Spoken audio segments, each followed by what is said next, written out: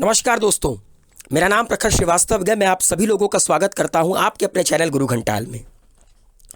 दोस्तों, आज मैं आप लोगों से एक ऐसे मुद्दे पर बात करूंगा जिस मुद्दे को लोग ऊपरी तौर पर देखते हैं, कभी इसके बारे में जानने की कोई कोशिश नहीं करता है, कभी पढ़ने की कोशिश नहीं करता है, कभी इससे रिलेटेड लॉस के बारे में बात नहीं होती है। आज मैं आप लोगों से बात करूंगा स्टॉकिंग के बारे में।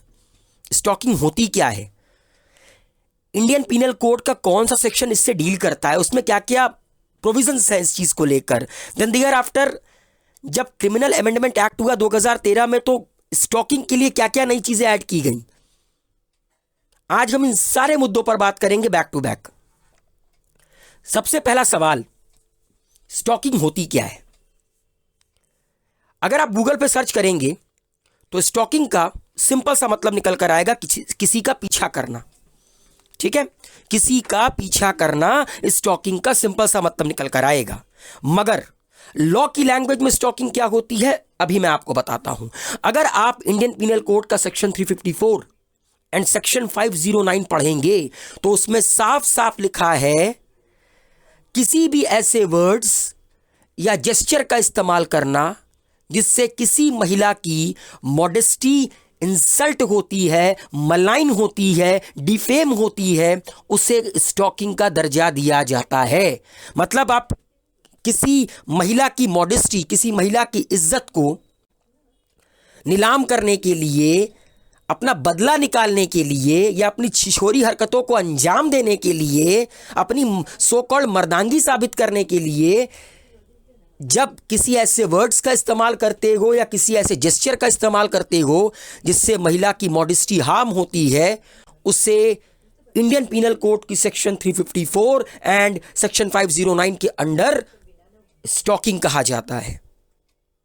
सेक्सुअल हरासमेंट, वोयरिज्म का मतलब होता है, अक्सर आप लोगों ने देखा होगा चौराहे पे खड़े होकर सीटीबाजी लोग करते हैं, लड़की ताड़ते हैं, गलत गलत इशारे करते हैं। ये सारी की सारी चीजें वोयरिज्म होती है, सो कॉल्ड अपनी मर्दानगी दिखाने के लिए। ये सब कुछ स्टॉकिंग कहलाती है। लेकिन दिक्कत एक ही है, अंग्रेज चले गए मगर उनसे रिलेटेड जितने भी लॉज गए वो अभी भी हमारे देश में चल रहे हैं। 1800 की शताब्दी का इंडियन पीनल कोड है।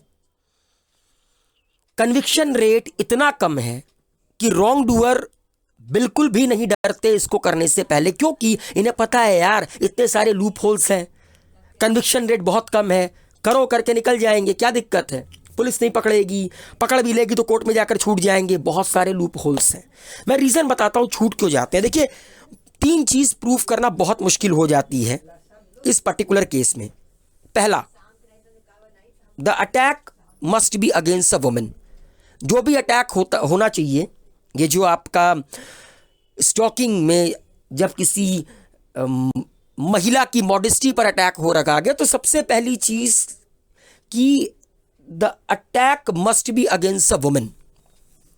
दूसरा, the offender must have used the excessive force. जो ऑफेंडर गए वो एक्सेसिव फोर्स का इस्तेमाल, उसने एक्सेसिव फोर्स का इस्तेमाल किया, इसको प्रूफ करना बहुत मुश्किल हो जाता है। एंड तीसरा, the modesty of women should be offended. महिला की जो मॉडेस्टी है ना, वो ऑफेंड होनी चाहिए, शुड बी। यही 3 चीज प्रूफ नहीं हो पाती और रॉन्ग डूअर बचकर निकल जाते हैं। इसीलिए हिंदुस्तान में जरूरत थी एक स्टॉकिंग लॉ की, एक प्रॉपर स्टॉकिंग लॉ की। 2013 में क्रिमिनल अमेंडमेंट एक्ट आया, उसके तहत स्टॉकिंग को एक cognizable, bailable and non compoundable offence घोषित किया गया। पहली बार ऐसा करने पर 3 साल प्लस फाइन की सजा का प्रावधान है। दूसरी बार अगर आप सेम छिछोरी हरकत को अंजाम देते हो तो 5 साल प्लस फाइन की सजा का प्रावधान है, according to criminal amendment act 2013। Now अभी मैं आपको बताता हूं कि सेक्शन 354D जो कि इंडियन पीनल कोड का है, उसके अंदर स्टॉकिंग का मतलब क्या कहा गया है। एनी मैन हु, कोई भी मर्द जो follows a woman and contacts or attempts to contact such woman to foster personal interaction repeatedly despite a clear indication of disinterest by such woman।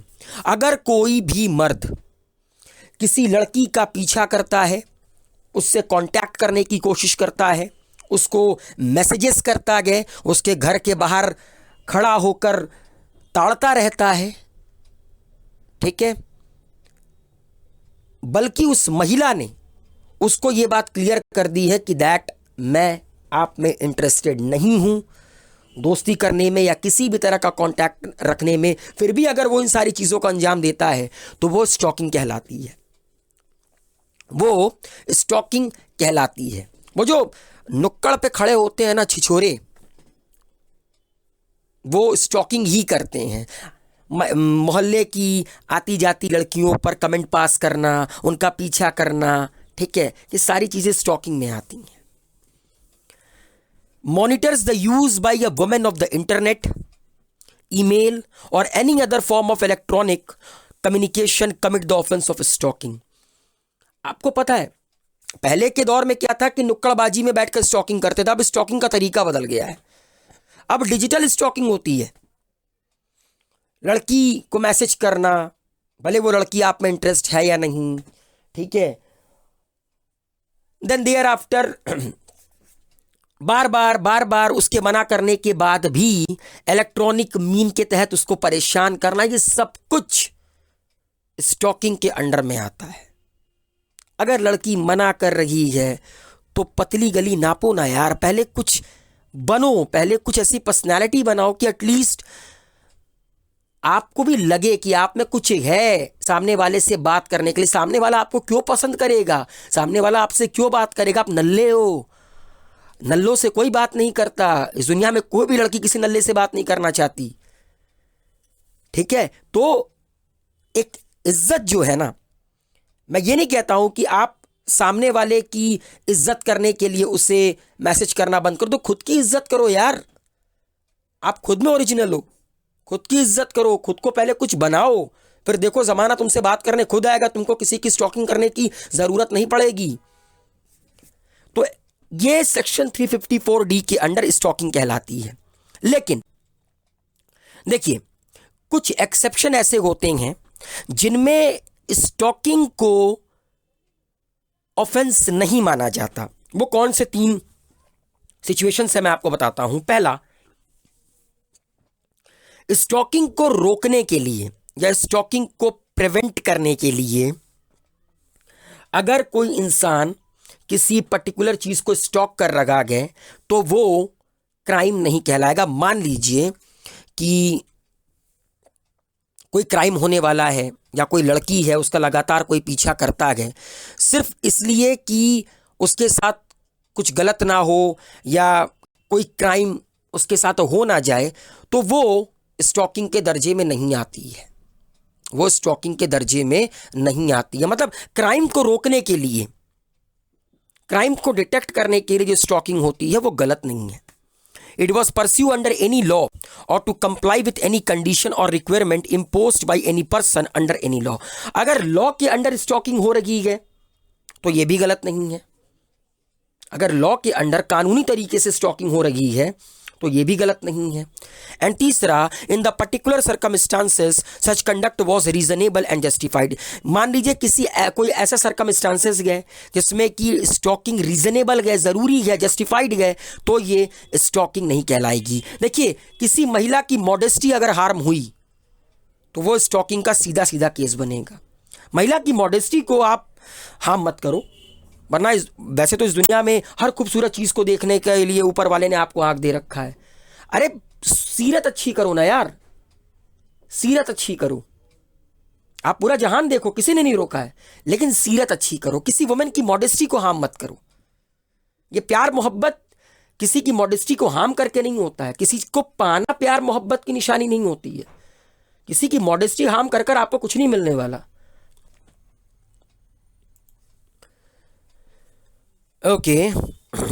Whoever commits the offense of stalking shall be punished on first conviction with imprisonment of either description for term which may extend to 3 years and shall also be liable to fine, जैसा कि मैंने बताया according to criminal amendment act 2013 अब stalking एक cognizable, non compoundable, bailable offence में, जिसमें पहली बार गलती करने पर 3 साल की सजा और फाइन का प्रावधान है, दूसरी बार करने पर 5 साल और फाइन की सजा का प्रावधान है। And according to national crime bureau record report 2018 there are 9450 cases of stalking was reported in India।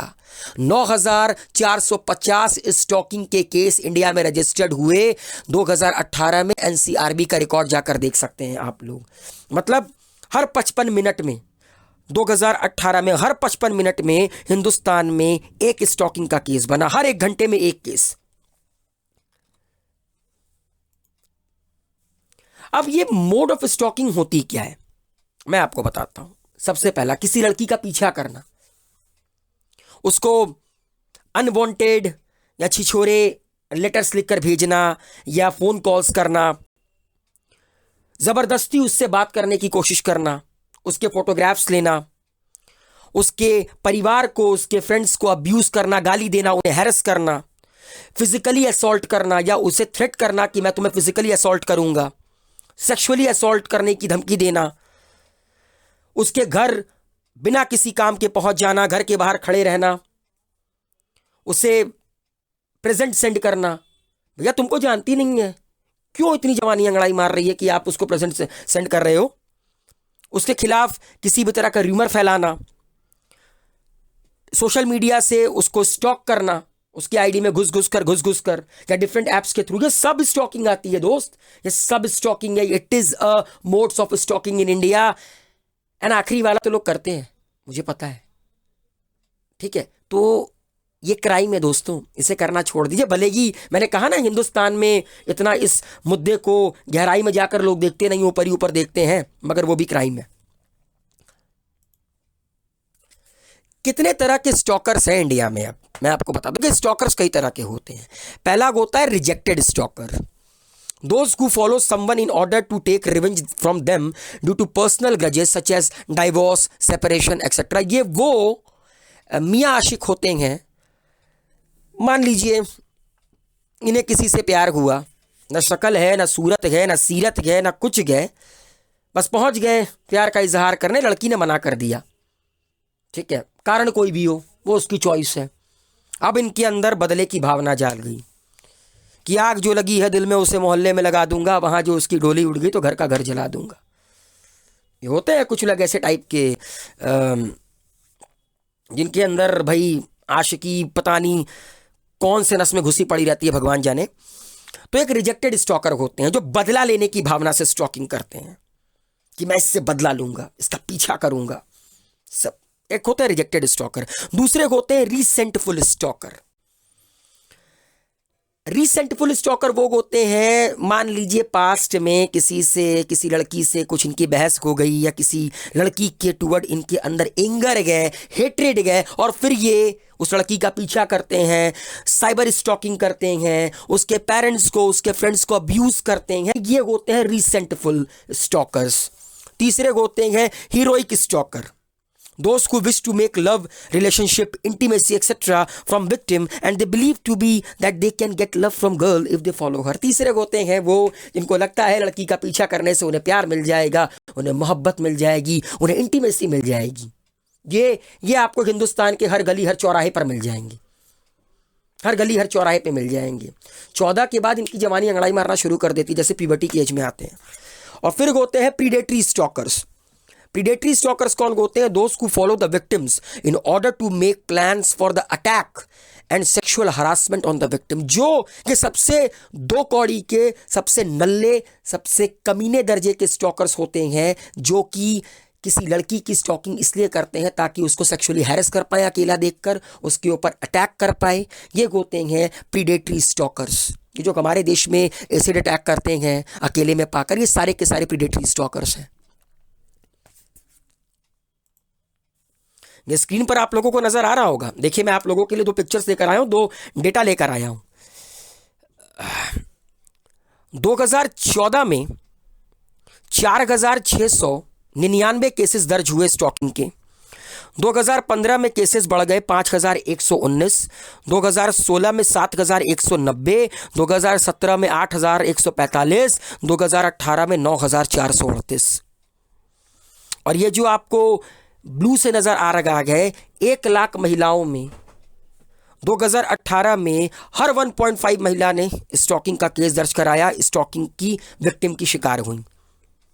And आप ये देख रहे हैं कन्विक्शन रेट 26.4% है सिर्फ, मतलब 1/4 को ही सजा मिलती है, बाकी सब नल्ले बाहर घूमो, कोई दिक्कत की बात नहीं है। और उसके पीछे का रीजन मैं आपको बता चुका हूं। एवरेज जो कन्विक्शन रेट है टोटल क्राइम की वो 46.9% है हमारे देश में, एंड स्टॉकिंग के केस में 26.4%। चलिए, लीगल प्रोनाउंसमेंट फॉर स्टॉकिंग। स्टॉकिंग से रिलेटेड हिंदुस्तान में कई सारे केस आए, अब उसके बारे में थोड़ा बात करेंगे।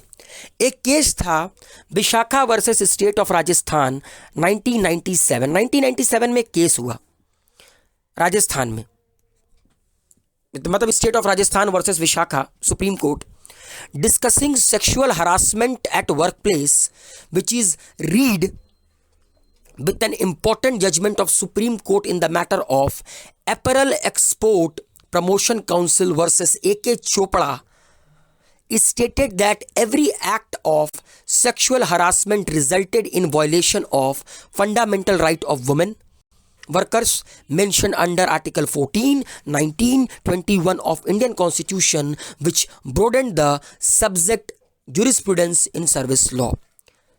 एक केस हुआ था 1999 में, और एक तरह इसी तरह का केस था Vishakha versus state of Rajasthan 1997 में, जिसमें वर्क प्लेस पर काम करने वाली महिलाओं के साथ जो सेक्सुअल हरासमेंट होता है उससे रिलेटेड ये दोनों मुद्दे थे। सुप्रीम कोर्ट ऑफ इंडिया ने एक फैसला सुनाया कि ये जो every act of sexual harassment, चाहे वो छोटा हो चाहे वो बड़ा हो, कोई भी सेक्सुअल हरासमेंट का केस महिला की मॉडेस्टी को मलाइन करता है और उसका जो फंडामेंटल राइट है अंडर आर्टिकल 14, 19, 21 उसको भी वॉयलेट करता है,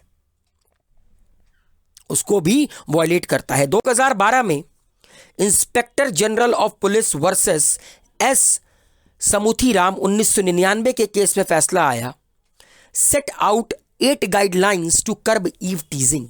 ईव टीजिंग है जो लड़कियों पर कमेंट पास होता है, ठीक है, ये जो सारी चीज़ें होती हैं, लड़कियों को देखकर कमेंट पास करना, उनकी बॉडी शेमिंग करना, उनके कपड़ों के बारे में कमेंट करना, ईव टीजिंग को कर्ब करने के लिए 8 गाइडलाइन बताई गई सुप्रीम कोर्ट के द्वारा। The court discuss the importance of taking up grievances of victim and bystander for eve teasing in public places such as public transportation, educational institution, cinema theatre etcetera. Court ने सीधे तौर पर कहा कि ऐसे लोगों के खिलाफ केस दर्ज होना चाहिए जो बाई स्टैंडर के तौर पर, मतलब जो ग्रीवियंसेस अगर कोई लेकर आए, कोई शिकायत लेकर आए, कोई विक्टिम है, ठीक है, कोई बाई स्टैंडर गए जो ईव टीजिंग की शिकायत लेकर आ गए, उसके साथ ईव टीजिंग हुई है पब्लिक प्लेसेस में, लाइक सिनेमा हॉल में, एजुकेशन इंस्टीट्यूशन में, मेट्रो में, पब्लिक ट्रांसपोर्ट में, तो उसके खिलाफ केस दर्ज करो, उसकी शिकायत को सुनो। और एक बड़ा ही इंपॉर्टेंट केस था, मतलब ये हिंदुस्तान का आई थिंक टॉप 10 सबसे मोस्ट टॉकिंग केस में रहा, मोस्ट कह सकते हैं जिसको लाइमलाइट बहुत मिली इस केस को, प्रियदर्शनी मट्टो केस, जिसमें एक प्रियदर्शनी मट्टो एक यंग लॉ स्टूडेंट थी जम्मू एंड कश्मीर की।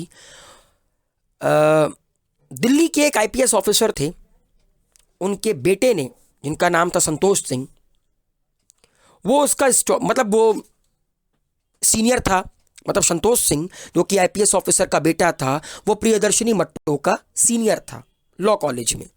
वो स्टॉकिंग करता था, घर तक पीछा करता था, बिकॉज बड़े बाप की औलाद था, ब्यूरोक्रेट की औलाद था, ठीक है।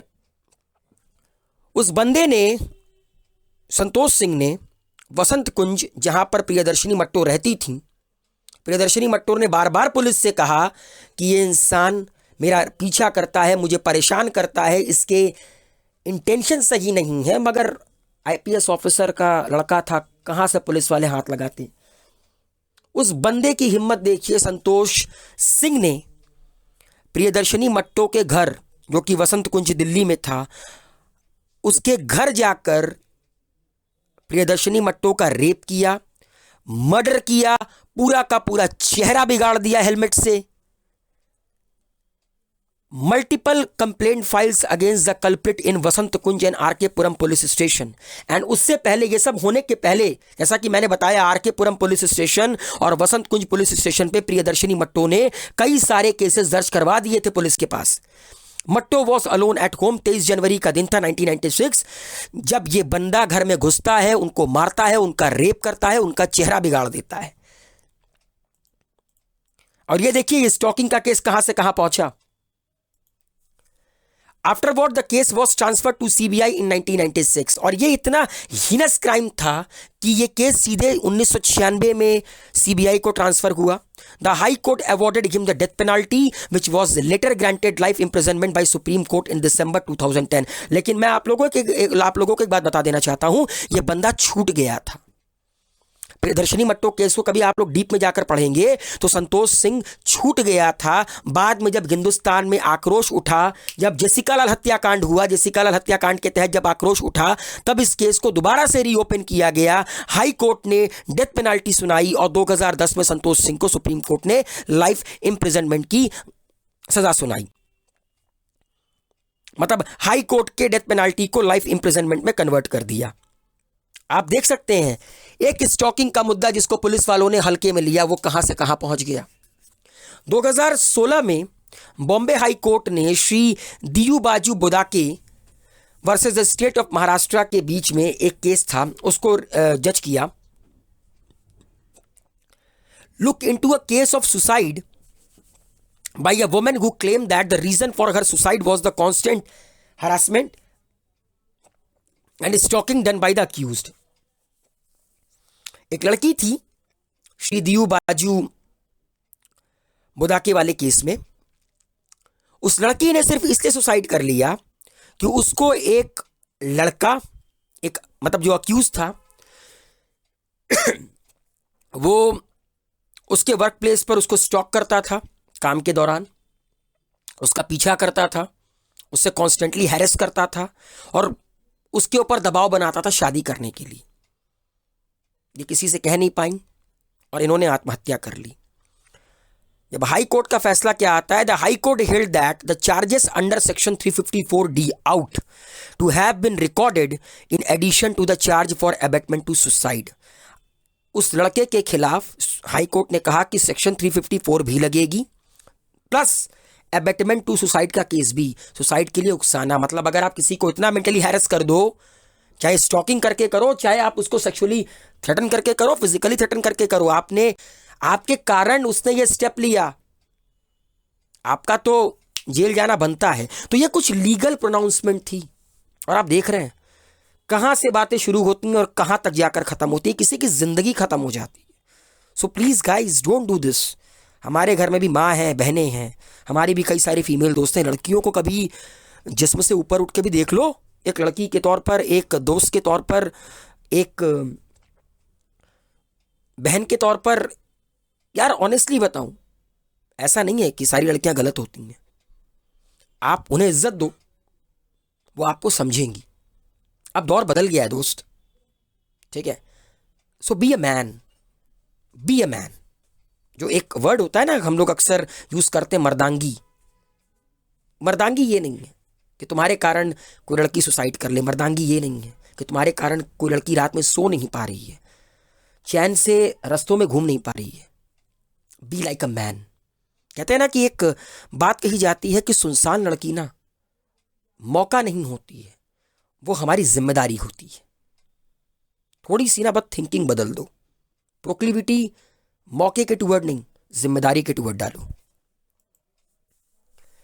अब मैंने जैसा कहा कि स्टॉकिंग अगर होती है तो किस तरह कंप्लेन दर्ज करानी चाहिए। पहला, नियरेस्ट पुलिस स्टेशन जाइए और एफआईआर दर्ज कराइए अगर आपके साथ ऐसा कुछ भी होता है। To make written complaints against the stalker, to authorities of the workplace or to legal cells created by the institution or corporation. Corporation में अगर आप कहीं पर काम करते हैं, अगर आप किसी कॉलेज का हिस्सा हैं, अगर आप किसी स्कूल का हिस्सा हैं और आपके साथ ऐसा कुछ भी होता है तो आप तुरंत एक रिटन कंप्लेन फाइल कीजिए उस स्टॉकर के अगेंस्ट अथॉरिटीज़ को जो भी वर्क प्लेस पे है, या अगर कोई लीगल सेल बनाया जा रखा है तो उसको. To make complaint in cyber cell which is established to register the cases and to provide expeditious redressal to the victim of cyber crime which specifically deal with the internet related crime activity. अगर कोई लड़का आपको परेशान करता है internet पर message कर कर, कई सारे सोशल प्लेटफॉर्म पर, या गालियां देता है या स्टॉक करता है लगातार, तो आप साइबर सेल में जाकर इसकी कंप्लेन कर सकती हैं. To make complaint in the online grievances redressal where the women who do not want to come out in the light to lodge FIR, they can file a complaint against stalking at National Commission for Women. अब कई सारी औरतें होती हैं जो अपनी identity reveal ना होने के कारण, इस डर के कारण बाहर नहीं निकलती हैं, लाइट में नहीं आती हैं, तो आप नेशनल कमीशन फॉर वुमेन के पास जाइए, आप वहाँ जाकर कंप्लेन दर्ज कराइए. मगर कंप्लेन दर्ज कराइए, छोड़िए मत. The commission thereafter deal with the local police and start looking up into the matter. Then वो नेशनल कमीशन जो होगी वो लोकल पुलिस की मदद लेगी और फिर इस मैटर को देखा जाएगा. आपका नाम बाहर नहीं आएगा, आप लाइट पे नहीं आएंगी. To report to the website and apps, as most of the social media website such as Instagram, WhatsApp, etc. provides options for reporting the mischievous and unlawful activities of stalking and harassment. अगर कोई लड़का आपको harass करता है, internet stock करता है लगातार, तो आप लोगों ने देखा होगा इंस्टाग्राम, व्हाट्सएप, इन सब में रिपोर्ट का ऑप्शन होता है, आप रिपोर्ट कीजिए. These websites are obliged under intermediary guidelines rules 2006-11 to act within 36 hours to disable information relating to offending content. और ये जो जितनी भी आपकी सोशल मीडिया की प्लेटफॉर्म्स हैं वो इंटरमीडिएरी गाइडलाइन रूल्स 2011 के अंदर अबाइड हैं कि अगर उनके पास रिपोर्ट का कोई भी केस आता है तो 36 घंटे के अंदर अंदर उनको उस चीज़ पर वर्क करना है. विद इन 36 आवर उन्हें एक्शन लेना पड़ेगा. तो दोस्तों, ये जो पूरी की पूरी कहानी मैंने आज आप लोगों को बताई, ये स्टॉकिंग से रिलेटेड थी, ये स्टॉकिंग थी. तो उम्मीद है मेरे द्वारा ये जो बातें आप लोगों को बताई आप लोग के समझ में आई होगी. सिर्फ एक ही बात कहूँगा यार, B a man dude, B a man. ये सब मत करो, कुछ मिलेगा नहीं. उम्र के एक पड़ाव में जब ये सारी चीज़ें होती हैं ना, एक उम्र के पड़ाव के बाद ना आपको गिल्टी होती है कि आपने ऐसा क्यों किया. एक बार करने से पहले अपने माँ बाप की अपब्रिंगिंग के बारे में सोचो. मर्द बनोगे ना तो मर्द बनने के लिए ना औरतों की इज्जत करना बहुत ज़रूरी होता है, लड़कियों की इज्जत करना बहुत ज़रूरी होता है. प्यार मांगने से नहीं मिलता है. अपने करियर पर फोकस करो, अपने आप पर फोकस करो, अपने आप को स्पेशल बनाओ. और लड़कियों से भी एक ही बात कहना चाहूँगा कि यार अब तो आप लोग काफ़ी ज़्यादा अवेयर हो चुके हो, अब तो आप लोग काफ़ी ज़्यादा अवेयर हो चुके हो इस मुद्दों को लेकर. एंड उम्मीद है आप इस वीडियो को ज़्यादा से ज़्यादा शेयर करेंगे, लाइक करेंगे, कमेंट करेंगे. गुरु घंटाल को सब्सक्राइब करना ना भूलिए and don't forget to press the bell icon. Thank you so much guys, wish you a good luck, be healthy, be safe.